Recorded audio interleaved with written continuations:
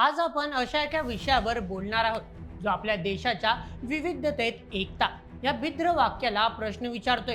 भारत हा अशा लोकांचा देश आहे जिथे दर कोसावर भाषा आणि पेहराव बदलतो, पण हीच विविधता जेव्हा एखाद्याच्या छळाचं आणि अपमानाचं कारण बनते तेव्हा आपण एक समाज म्हणून कुठे चाललो आहोत।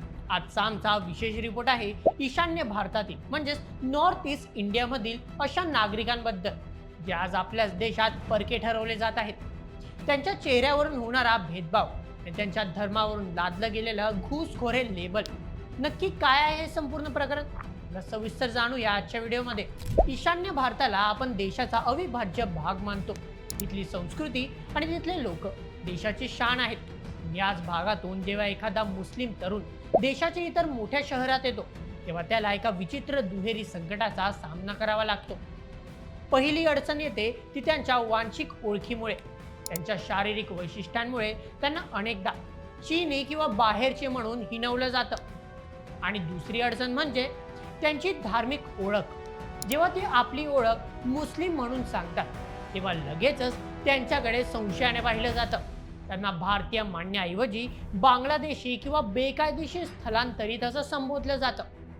ही एकाच वेळी होणारी वांशिक आणि धार्मिक शिकार या तरुणांच्या मनावर खोलवर परिणाम करत आहेत। गेल्या काही वर्षात ईशान्य भारतात विशेषतः आसाममध्ये नागरिक तत्वाच्या मुद्द्यावरून मोठा रणकंदीन माजला आहे।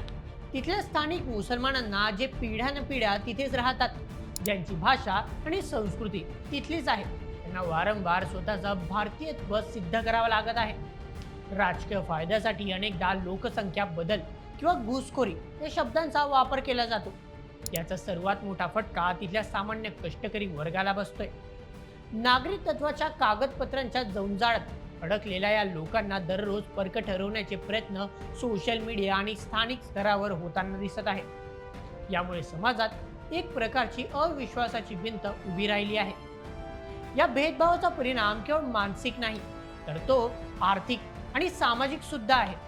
अनेक ठिकाणी या तरुणांना भाड्याने घर नाकारले जातात। नोकरीच्या ठिकाणी त्यांना संशयास्पद वागणूक मिळते।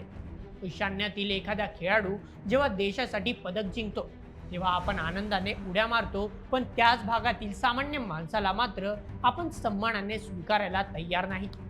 डिजिटल युगात तर हे संकट अजून गडद झाले। अफवांच्या जोरावर या समुदायाला लक्ष केलं जातं। हे लोक आपली जमीन बळकावत आहेत किंवा हे आपली संस्कृती नष्ट करतील अशा बिनबुडाच्या दाव्यांमुळे हिंसाचाराच्या घटना घडतात। हा केवळ एका समुदायावरचा हल्ला नसून तो भारताच्या संविधानाने दिलेल्या समानतेच्या अधिकारावरचा हल्ला आहे। शेवटी प्रश्न हाच उरतो की नागरिकत्व हे केवळ कागदपत्रांवर असतं की ते एकामेकाबद्दलच्या आदरातून निर्माण होतं। ईशान्य भारतातील मुस्लिम हे या मातीचे सुपुत्र आहेत। त्यांना बाहेरचे ठरवून आपण आपल्याच देशाला कमकुवत करत आहोत। देशाचा विकास म्हणजे केवळ रस्ते आणि पूल बांधणं नाही, तर प्रत्येक नागरिकाला त्याच्या स्वतःच्या देशात सुरक्षित आणि सन्मानित वाटणं हे आहे। वेळ आली आहे आपण आपल्या मनातील संकोचितपणा झटकून टाकण्याची आणि ईशान्यातील आपल्या बांधवांना मनापासून आपलंसं करण्याची। या संपूर्ण विषयावर तुमचे काय मत आम्हाला कमेंटमध्ये नक्की कळवा आणि अशाच व्हिडिओसाठी सबस्क्राईब करा बोल एमएच आपल्या यूट्यूब चॅनलला। धन्यवाद।